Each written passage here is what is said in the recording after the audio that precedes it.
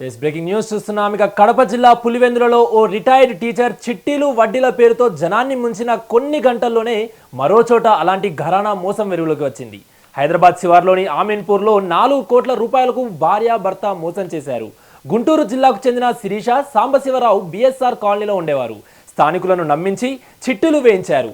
ఆస్తులన్నీ అమ్మేసుకొని రాత్రికి రాత్రే పరారయ్యారు.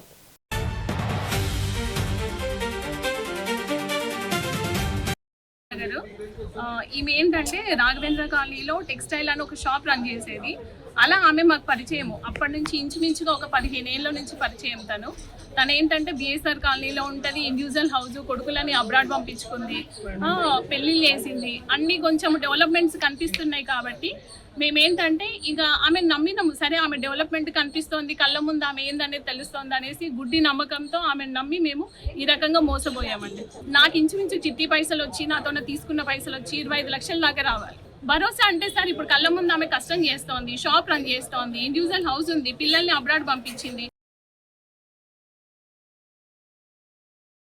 40 మందిని కూడా ఏ విధంగా మోసం చేసిందంటే, ఒకరి దగ్గరికి వెళ్ళి అడుగుతుంటే తన సమాచారం వేరే ద్వారా తెలుసుకొని వాళ్ళు పోలీస్ స్టేషన్కి వెళ్ళి కంప్లైంట్ ఇద్దామంటే వాళ్ళ దగ్గరికి వెళ్ళి నీకు చెక్కులు ఇప్పిస్తాను, ప్రామిసర్ నోట్ ఇస్తాను, ఈ డేట్ వరకు మీకు డబ్బులు మీకు అందజేస్తానని వాళ్ళకి పర్సనల్గా వెళ్ళి వాళ్ళు పర్సనల్గా కాల్ చేసినప్పుడు మామూలుగా మాట్లాడి చెప్పింది. ఈరోజు నిన్న నైటు, సాటర్డే రోజు నైటు వెళ్ళిపోయింది. తను 10:30 వరకు ఉందంట. సండే మార్నింగ్ మేము వెళ్ళి చూస్తే అక్కడ లేరని తెలిసింది. ఇంటి ఓనర్స్ వచ్చి కీస్ ఇచ్చి హ్యాండ్ ఓవర్ చేసుకున్నాక ఆ ఓనర్స్ని అడిగితే మాకు తెలియదండి ఇన్ని గన్నం అప్పులు చేసిందని, మీరందరూ వచ్చి మా ఇంటి మీద పడితే మేము ఏం చేయలేము.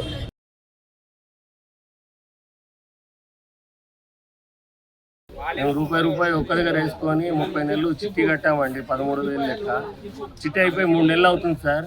మాకు డబ్బులు ఇవ్వమంటే మా కొడుకు యూఎస్ఐ పోయాడు, వచ్చాక ఇస్తాము. మా ఇల్లు అమ్మాను నేను. ఆ డబ్బులు 6వ తారీఖు వస్తాయి, ఖచ్చితంగా ఇస్తాము. నా వారం రోజుల కింద పోయి గొడవ పడితే 6వ తారీఖు నాడు వస్తాయి డబ్బులు, మీకు ఇచ్చేస్తాను సార్, అట్లా ఇబ్బంది ఏం లేదు అని చెప్పింది. మాకు రాత్రి తెలిసింది ఆమె తీసుకొని వెళ్ళిపోయింది అనేసి మేము రూపాయి ఒక దగ్గర వేసుకొని చిట్టి కట్టుకున్నాం సార్.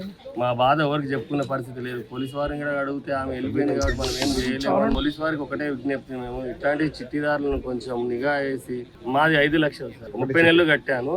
3 నెలలు అవుతుంది అయిపోయి. ఆ 3 నెలల నుంచి మమ్మల్ని తిప్పలు పెడుతుంది. ఇస్తా అని చెప్పేసి ఇప్పటి వరకు ఇవ్వలేదు. 6వ తారీఖు ఇస్తాను ఖచ్చితంగా చెప్పింది.